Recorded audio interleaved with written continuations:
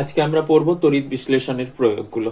ঠিক আছে, তড়িৎ বিশ্লেষণের প্রয়োগ প্রধানত তিনটে হয়, একটা হচ্ছে ধাতু নিষ্কাশন, একটা ধাতু পরিশোধন, আর একটা হচ্ছে তড়িৎ লেপন। তো আমরা প্রথমে ধাতু নিষ্কাশন পড়বো, তারপরে ধাতু পরিশোধন এবং লাস্টে তড়িৎ লেপন সম্বন্ধে পড়বো। তাহলে তড়িৎ বিশ্লেষণের প্রয়োগ হচ্ছে প্রধানত তিনটে হয়। ঠিক আছে, তো চলো ধাতু নিষ্কাশন দিয়ে শুরু করা যাক। ধাতু নিষ্কাশন আমরা পড়বো। ধাতু নিষ্কাশনের মধ্যে আমরা বেছে নিয়েছি অ্যালুমিনিয়াম ধাতু নিষ্কাশন। অ্যালুমিনিয়াম ধাতু নিষ্কাশন অ্যাকচুয়ালি বক্সাইট, যেটা বক্সাইট বক্সাইট যার সংকেত হচ্ছে বক্সাইট, যে আকরিক, তার সংকেত হচ্ছে Al2O3 2H2। ঠিক আছে, এইটা থেকে যে অ্যালুমিনাটা পাওয়া যায়, অ্যালুমিনা, এটাকে বলা হচ্ছে অ্যালুমিনা। বক্সাইট থেকে যে অ্যালুমিনাটা পাওয়া যায়, সেই অ্যালুমিনা থেকে আমরা পাই অ্যালুমিনিয়াম। কিভাবে পাই? অ্যালুমিনা থেকে এখানে অক্সিজেনটা বের করে দিলে আমরা পেয়ে যাব অ্যালুমিনিয়াম। তো অ্যালুমিনার হচ্ছে তড়িৎ বিজারণ করা হয়, তড়িৎ বিজারণ করে আমরা পেয়ে যাব অ্যালুমিনিয়াম। মানে তড়িৎ বিশ্লেষণ পদ্ধতি থেকে বিজারণ করে আমরা পাবো অ্যালুমিনিয়াম। ঠিক আছে, তাহলে বক্সাইট আকরিক, এটা হচ্ছে বক্সাইট আকরিকের সংকেত Al2O3 কমা দিয়ে হচ্ছে 2H2। তো এইখান থেকে যে অ্যালুমিনা, এটা হচ্ছে Al2O3, এটাকে বলে অ্যালুমিনা। কি বলে? অ্যালুমিনা।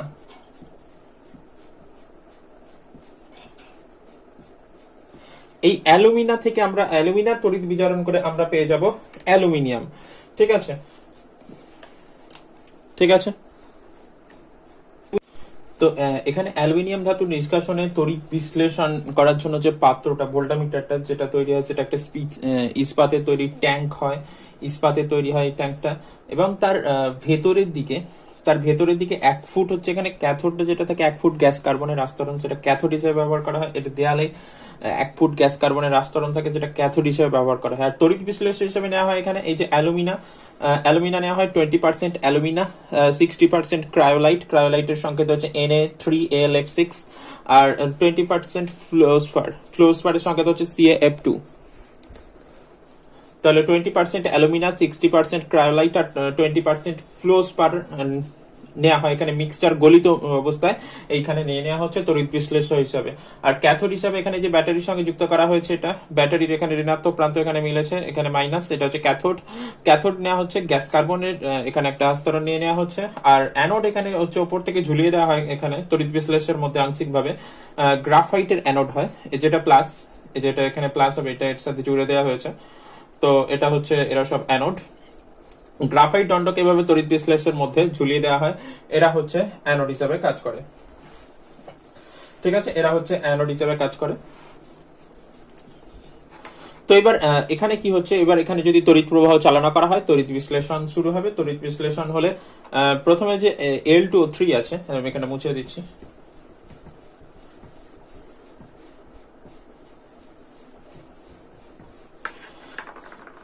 এখানে যে Al2O3 টা আছে, Al2O3 টা হচ্ছে ভেঙে যাবে Al2O3, এটা ভাঙলে কি হবে Al3+, ব্যালেন্স করতে গেলে এখানে 2 রাখতে হবে, কারণ 2 আছে, Al2 আছে, আর 3O2-, 3O2-।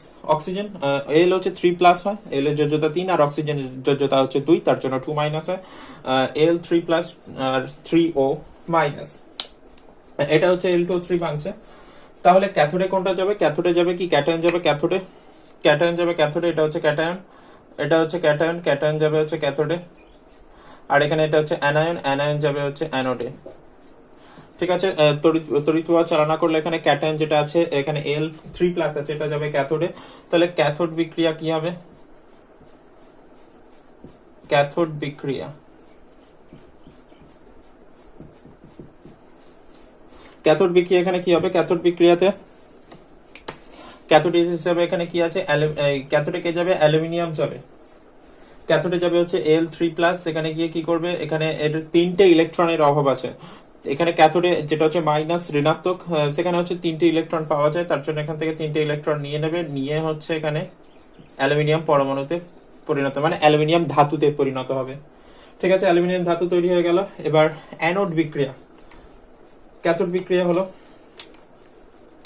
এবারে হচ্ছে অ্যানোড বিক্রিয়া।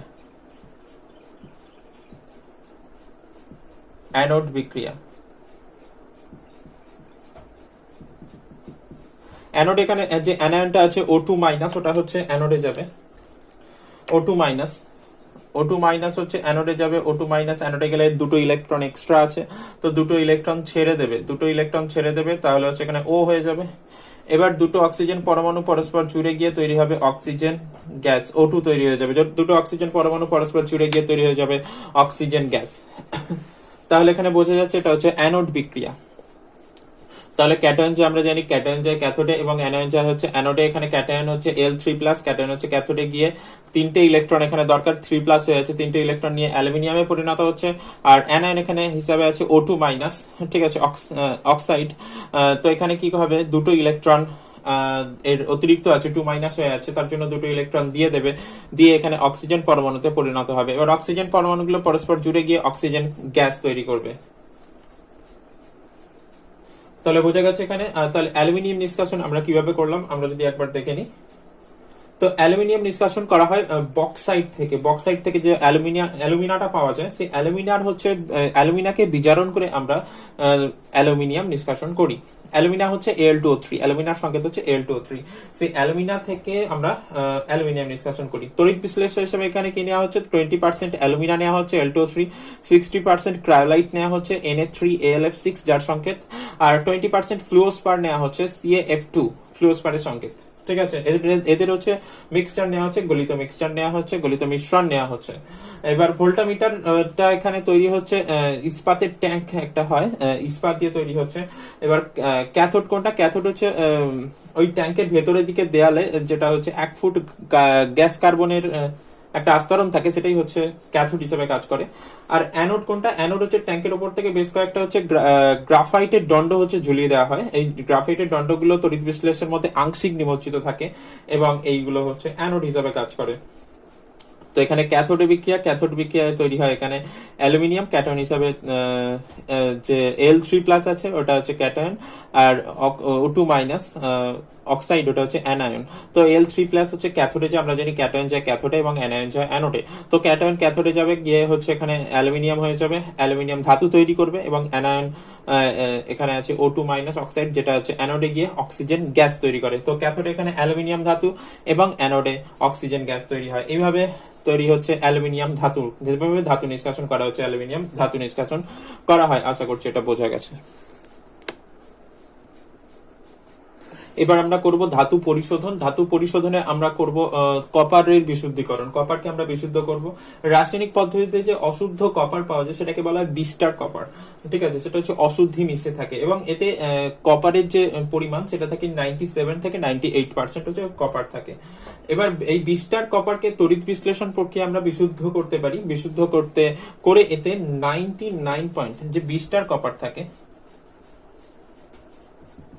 বিস্টার কপার, তার মধ্যে কপার থাকে হচ্ছে 97 থেকে 98%, 97 থেকে 98%। এখান থেকে তড়িৎ বিশ্লেষণ প্রক্রিয়া আমরা বিশুদ্ধ কপার তৈরি করি, যেখানে কপারের পরিমাণ থাকে 99.99%। এবং এখানে পদ্ধতি হচ্ছে তড়িৎ বিশ্লেষণ প্রক্রিয়ার মাধ্যমে আমরা করব এখানে তড়িৎ বিশ্লেষণ পদ্ধতির মাধ্যমে আমরা এই বিস্টার কপার থেকে, যেখানে 97 থেকে 98% কপার থাকে, সেখান থেকে আমরা তৈরি করব বিশুদ্ধ কপার। বিশুদ্ধ কপার যেখানে এখানে কপারের পরিমাণ 99.9% বিশুদ্ধ কপার, ঠিক আছে, এটা আমরা করব। এখানে আমরা তড়িৎ বিশ্লেষণ হিসাবে যেটা নেব,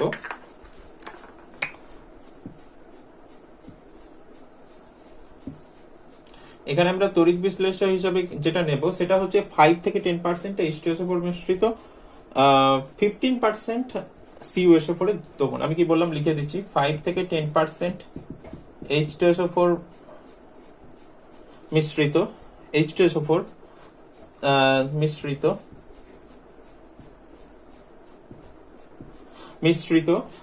15% CuSO4 এর জলীয় দ্রবণ, 15% CuSO4 এর জলীয় দ্রবণ। CuSO4 এর জলীয় দ্রবণ। তো এটাকে নেওয়া হয় তড়িৎ বিশ্লেষ হিসেবে। তো এখানে কি কি আছে তড়িৎ বিশ্লেষের মধ্যে? তড়িৎ বিশ্লেষের মধ্যে এখানে H2SO4 আছে, কপার সালফেট আছে, আর জলীয় দ্রবণ মানে এখানে জল আছে। তাহলে এখানে তড়িৎ বিশ্লেষের মধ্যে কি কি আছে? একটা হচ্ছে H2SO4 আছে, আচ্ছা এদিকে লিখছি, একটা আছে H2SO4, আর তার সঙ্গে আছে CuSO4, তার সাথে আছে জল। ঠিক আছে, H2SO4, CuSO4, তার সাথে আছে জল। ঠিক আছে, এখানে CuSO4 টা দ্রবীভূত অবস্থায় আছে, H2SO4 টা তরল অবস্থায় আছে, অ্যাকুয়াস মানে হচ্ছে এখানে দ্রবীভূত অবস্থায়, অ্যাকুয়াস অবস্থায় আছে। ঠিক আছে, এখানে H2SO4 ভাঙলে এখানে 2H+, এটাও দ্রবীভূত হয়ে থাকবে, অ্যাকুয়াস, প্লাস হচ্ছে SO4 2-, SO4 2-, এটা হচ্ছে অ্যাকুয়াস, দ্রবীভূত হয়ে যাবে।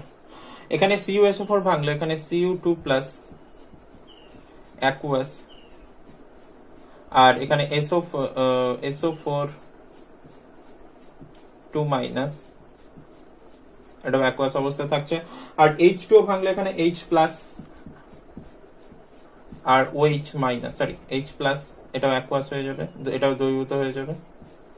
আর তার সঙ্গে এখানে OH-, সেটাও অ্যাকুয়াস দ্রবীভূত অবস্থায় থাকছে।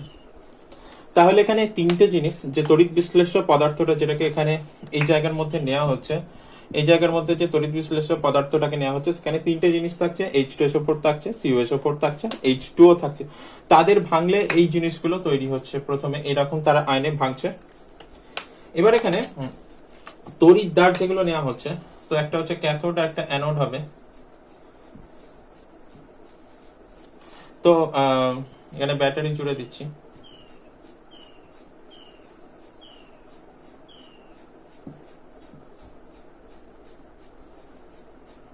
এটা প্লাস, এটা হচ্ছে মাইনাস, সিম্পল লাগছে এখানে। তো এখানে ক্যাথোড যেটা হচ্ছে, এটা হবে ক্যাথোড, এটা হবে অ্যানোড, আর এটা হবে ক্যাথোড। ঠিক আছে, এটা হচ্ছে অ্যানোড, আর এটা হচ্ছে ক্যাথোড।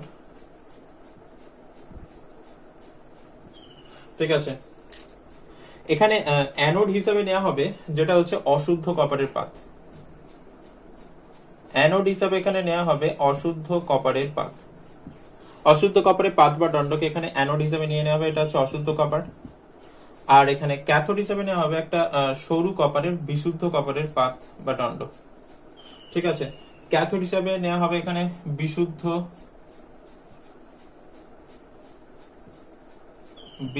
কপারের পাতলা পাত অথবা দণ্ডকে এখানে আমরা ক্যাথোড হিসাবে নেব। ঠিক আছে, এবার কি হবে এখানে তড়িৎ বিশ্লেষণ। এখানে ক্যাটায়ন কি কি আছে? H+ আছে, Cu2+ আছে, এখানে H+, আর এখানে SO4 2-, OH-। তো আমরা কপার তড়িৎদ্বারের সাহায্যে CuSO4 এর তড়িৎ বিশ্লেষণ আমরা পড়েছি। তো ওখানে আমরা কি দেখেছি, এখানে অ্যানোড থেকে Cu, এই যে অ্যানোডে Cu আছে, এটা Cu2+ হিসেবে দ্রবণে চলে আসে, আর এখান থেকে দ্রবণ থেকে Cu2+ এই এখানে কপার হিসেবে এখানে জমে। তাহলে এখান থেকে এদিকে চলতে থাকে এই প্রসেসটা। ঠিক আছে, যদি আমরা ক্যাথোড অ্যানোড বিক্রিয়াটা দেখিয়ে দিই আবার, যদি আগে দেখিয়েছি, যারা আগের ভিডিওগুলো দেখোনি তারা অবশ্যই আগের ভিডিওগুলো দেখো, আমি লিংক ডেসক্রিপশনে দিয়ে দেবো। তো ওখানে যেটা হচ্ছে ক্যাথোড বিক্রিয়া, ক্যাথোড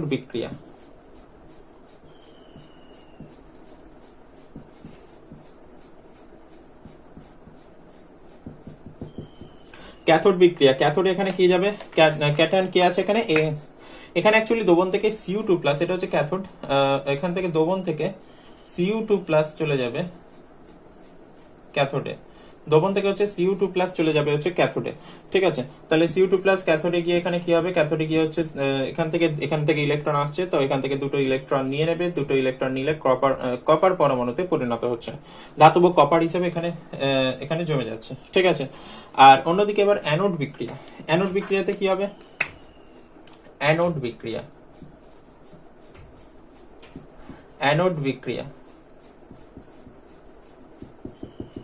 অ্যানোড বিক্রিয়াতে কি হয়, এখানে যেটা হয়, এখানে এই কপার কপার তড়িৎদ্বার থেকে ধাতব কপার Cu2+ হিসেবে দবনে চলে আসে, মানে এখানে এটা Cu2+ হিসেবে দবনে চলে আসে, Cu2+ হিসেবে। তাহলে এখানে কি হয়, কপার সেটা হচ্ছে দুটো ইলেকট্রন ছেড়ে দেয়, দুটো ইলেকট্রন ছেড়ে তৈরি হবে, তাহলে Cu2+ হিসেবে এটা দবনে চলে আসে। ঠিক আছে, তাহলে ধাতব কপার দুটো ইলেকট্রন ছেড়ে Cu2+ হিসেবে দবনে চলে আসে, এটা হচ্ছে অ্যানোড বিক্রিয়া। এর ফলে কি হবে, এর ফলে এই তড়িৎদ্বারটা কি হবে, আস্তে আস্তে ক্ষয়ে যাবে, এই তড়িৎদ্বারটা আস্তে আস্তে ক্ষয়ে যাবে এবং এটার উপর প্রলেপ পড়বে, মানে এটা আস্তে আস্তে কি হবে, মোটা হয়ে যাবে, এটার উপর প্রলেপ পড়বে মানে এটা আস্তে আস্তে এরকম মোটা হয়ে যাবে, মোটা হয়ে যাবে, আর এটা আস্তে আস্তে কি হবে, ক্ষয়ে যাবে, এটা আস্তে আস্তে পাতলা হয়ে যাবে, এটা আস্তে আস্তে পাতলা হয়ে যাবে। ঠিক আছে, এরকম হবে, কারণ এটা ক্ষয়ে যাচ্ছে, যতটা দ্রবীভূত হচ্ছে সেখান থেকে অবশ্য হবে, তার জন্য এরকম দেখাচ্ছে। তো এটা আস্তে আস্তে অ্যানোডটা আস্তে আস্তে ক্ষয়ে যাবে এবং ক্যাথোডের উপর তার প্রলেপ পড়বে। এবং এখানে এটা হচ্ছে অশুদ্ধ কপারের তড়িৎদ্বার ছিল, অশুদ্ধ কপার, এখান থেকে কপার Cu2+ আয়ন শুধু বেরিয়ে যাবে, বাকি যে আয়ন গুলো ছিল, বাকি যেসব অশুদ্ধি গুলো ছিল এদের মধ্যে, সেগুলো এর নিচে হচ্ছে, এর নিচে জমা হবে, এর নিচে জমা হবে, একটা কাদার আকারে জমা হবে এর নিচে। ঠিক আছে, তো এটাকে বলা হচ্ছে অ্যানোড মাড। এটাকে কি বলে, এর নিচে হচ্ছে এখানে জমা হবে, এটাকে বলা হয় অ্যানোড মাড, অ্যানোড মাড, বা বাংলায় বলে অ্যানোড কাদা। অ্যানোড কাদা, অ্যানোডের নিচে এখানে কাদার আকারে জমা হচ্ছে, তার জন্য এটাকে বলছে অ্যানোড কাদা, বাংলায় বলছে এটাকে অ্যানোড কাদা, অ্যানোড কাদা। তো এখানে অ্যানোডের নিচে হচ্ছে এখানে যে অশুদ্ধিগুলো ছিল, অশুদ্ধ যে তড়িৎদ্বারে কপারের, সেই অশুদ্ধিগুলোতে হচ্ছে, অশুদ্ধিগুলো এখানে নিচে জমা হবে, জমা হলে এখানে এটাকে বলা হচ্ছে অ্যানোড কাদা। এটা, এবং এই অশুদ্ধিতে কি কি ধাতু থাকে সেটা খুবই ইম্পর্টেন্ট। এই অশুদ্ধিতে হচ্ছে সোনা, রূপা, প্লাটিনাম এইসব ধাতুগুলো থাকে। কি কি থাকে, সোনা থাকে, সোনা থাকে, রূপো থাকে, আর প্লাটিনাম থাকে, এইসব মূল্যবান ধাতুগুলো থাকে এই অ্যানোড মাডে। এই অ্যানোড মাডে হচ্ছে, এই যে অ্যানোড মাড, এই অ্যানোড মাডে হচ্ছে এইসব ধাতুগুলো থাকে, সোনা, রূপা, প্লাটিনাম এই ধাতুগুলো থাকে। তো এইভাবে আমরা কপারকে এখানে, তাহলে এখানে হচ্ছে এই অশুদ্ধ কপার থেকে আস্তে আস্তে এখানে সব Cu2+ আয়ন চলে যাবে, এখানে বিশুদ্ধ কপার তৈরি হয়ে যাবে। আমরা অশুদ্ধ কপার থেকে আমরা বিশুদ্ধ কপার এইভাবে তৈরি করতে পারি। তাহলে কি বললাম আরেকবার বলে দিচ্ছি। তো রাসায়নিক পদ্ধতিতে যে অশুদ্ধ কপার পাওয়া যায় সেটাকে বলা হচ্ছে বিস্টার কপার। এই বিস্টার কপারকে তড়িৎ বিশ্লেষণ পদ্ধতিতে বিশুদ্ধ করা হয় এবং যাতে 99.99% হচ্ছে বিশুদ্ধ কপার থাকে। তড়িৎ বিশ্লেষণ হিসেবে কি নেওয়া হয়, এখানে তড়িৎ বিশ্লেষণ হিসেবে নেওয়া হয় H2SO4 মিশ্রিত CuSO4 এর জলীয় দ্রবণ নেওয়া হয়। H2SO4, এখানে H2SO4 মিশ্রিত CuSO4 এর জলীয় দ্রবণ নেওয়া হয়। ঠিক আছে, এবার তড়িৎদ্বার, এখানে তড়িৎদ্বারের অ্যানোড হিসেবে নেওয়া হয় অশুদ্ধ কপার, আর ক্যাথোড হিসেবে নেওয়া হয় বিশুদ্ধ কপার। বিশুদ্ধ কপারের পাতলা পাত অথবা দণ্ড, আর ওখানে অশুদ্ধ কপারটা মোটা নেওয়া হয়। ঠিক আছে, মোটা পাত অথবা দণ্ড নেওয়া হচ্ছে অশুদ্ধ কপারের। এবার এখানে এই যে এখানে H2SO4, CuSO4 আর H2 এরা ভাঙবে, H2SO4 ভাঙলে হচ্ছে H+ তৈরি হবে আর SO4 তৈরি হবে, CuSO4 ভাঙলে Cu2+ আর SO4 তৈরি হবে, H2 একইভাবে ভাঙলে H+ আর OH- তৈরি হবে। তো এবার এখানে আমরা কপার তড়িৎদ্বারের সাহায্যে কপার সালফেটের তড়িৎ বিশ্লেষণ আমরা করেছি আগের দিনে, তো এর আগের ভিডিওতে অ্যাকচুয়ালি।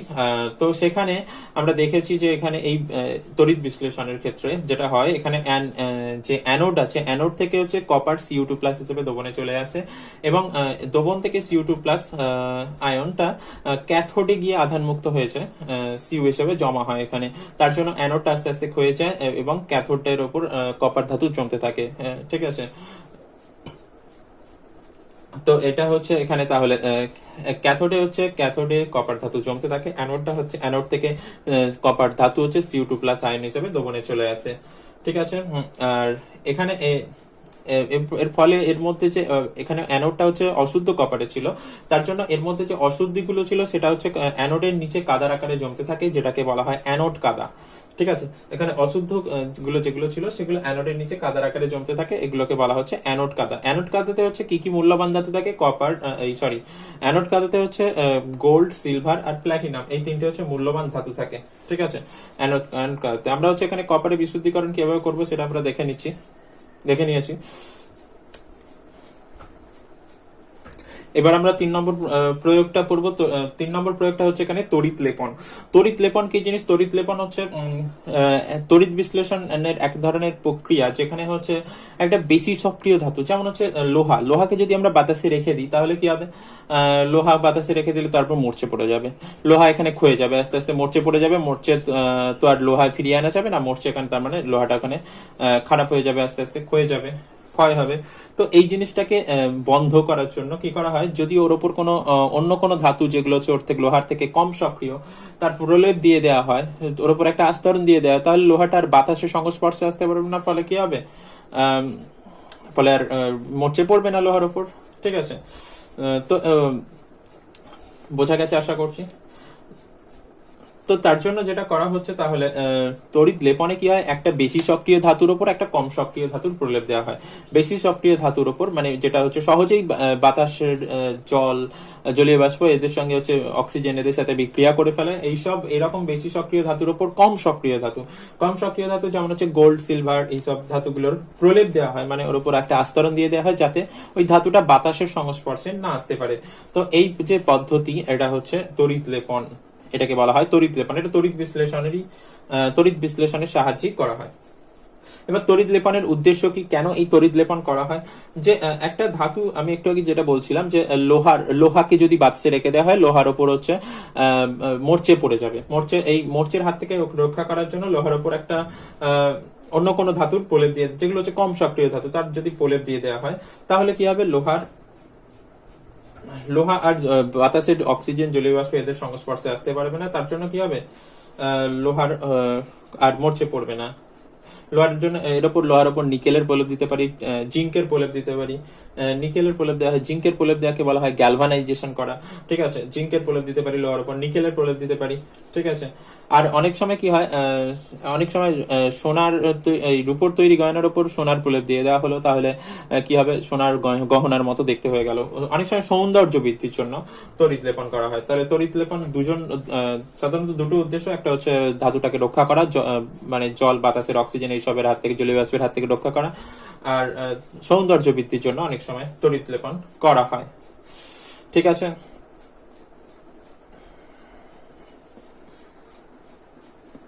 এখানে আমরা তড়িৎ লেপনে যেটা হচ্ছে লোহার উপর আমরা নিকেলের প্রলেপ দেবো। ঠিক আছে, লোহার উপর নিকেলের প্রলেপ দিলে আমরা এখানে কোথায় কি নেবো সেটা আমরা দেখে নেব। এখানে যেটা করছে, নিকেলের প্রলেপ দেবো লোহার উপর। তো লোহার উপর নিকেলের প্রলেপ দিতে গেলে বিশুদ্ধ নিকেলের পাত অথবা দণ্ডকে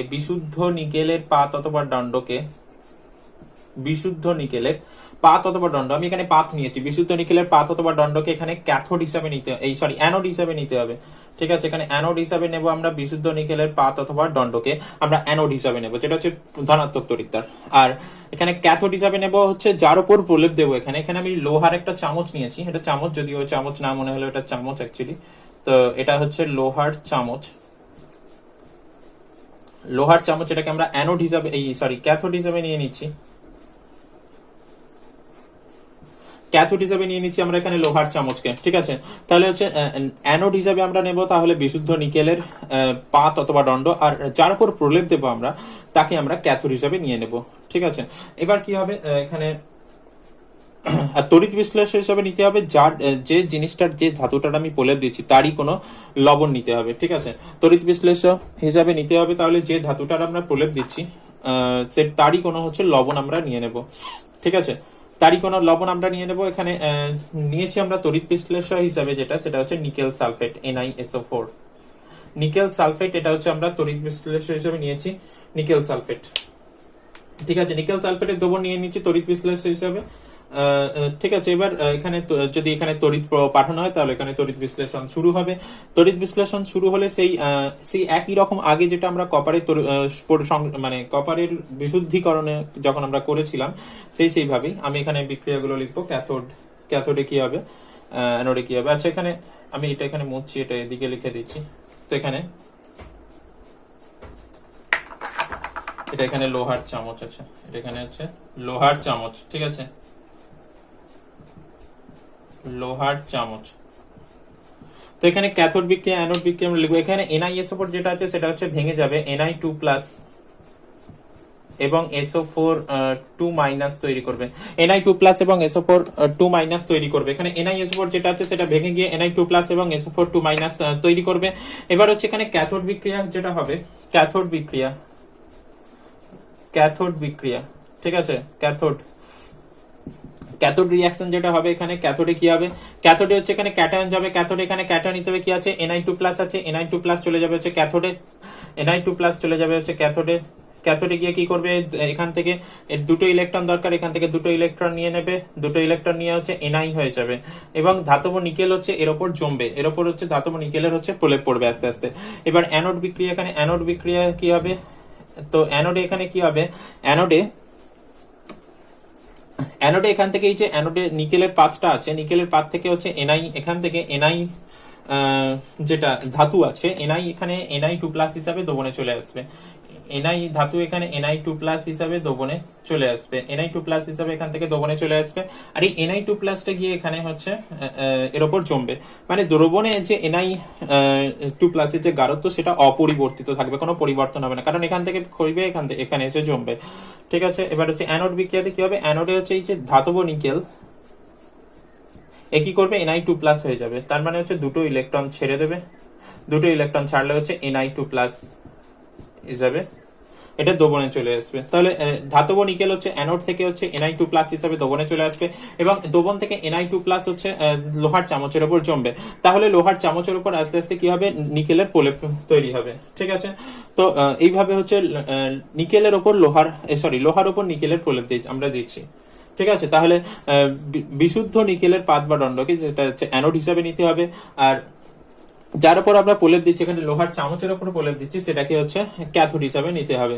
আর এবং তড়িৎ বিশ্লেষণ হিসাবে নিতে হবে যে ধাতুটার প্রলেপ দিচ্ছি তারই কোনো লবণ, এখানে আমরা নিকেল সালফেটের দ্রবণ নিয়ে নিয়েছি, ঠিক আছে। এবার আমরা দেখে নেবো যে আরো অন্য কোনো ধাতুর উপর কিভাবে প্রলেপ দিলে মানে কি কি দিতে হবে। যেমন হচ্ছে নিকেলের উপর যদি নিকেল ধাতুর প্রলেপ দিই, তাহলে অ্যানোড হিসেবে আমরা নিকেল নেব, তড়িৎ বিশ্লেষ্য হিসেবে নেব নিকেল সালফেট, আর ক্যাথোডে হবে যার উপর প্রলেপ দেবো তাকে ক্যাথোড হিসেবে নেব। এবার হচ্ছে যদি কোনো জায়গায় রূপোর প্রলেপ দিতে চাই, সিলভারের প্রলেপ দিতে চাই, তাহলে বিশুদ্ধ সিলভারের পাত বা দণ্ডকে হচ্ছে অ্যানোড হিসেবে নেব, আর তড়িৎ বিশ্লেষ্য হিসেবে নেব পটাশিয়াম অর্জেন্টোসায়ানাইড, ঠিক আছে, পটাশিয়াম অর্জেন্টোসায়ানাইড কে থার্ড ব্র্যাকেটের মধ্যে AgCN2 থার্ড ব্র্যাকেট ক্লোজ, এটা হচ্ছে পটাশিয়াম অর্জেন্টোসায়ানাইডের সংকেত। আর ক্যাথোডে হচ্ছে যার উপর প্রলেপ দেবো তাতে হচ্ছে ক্যাথোডে নেব।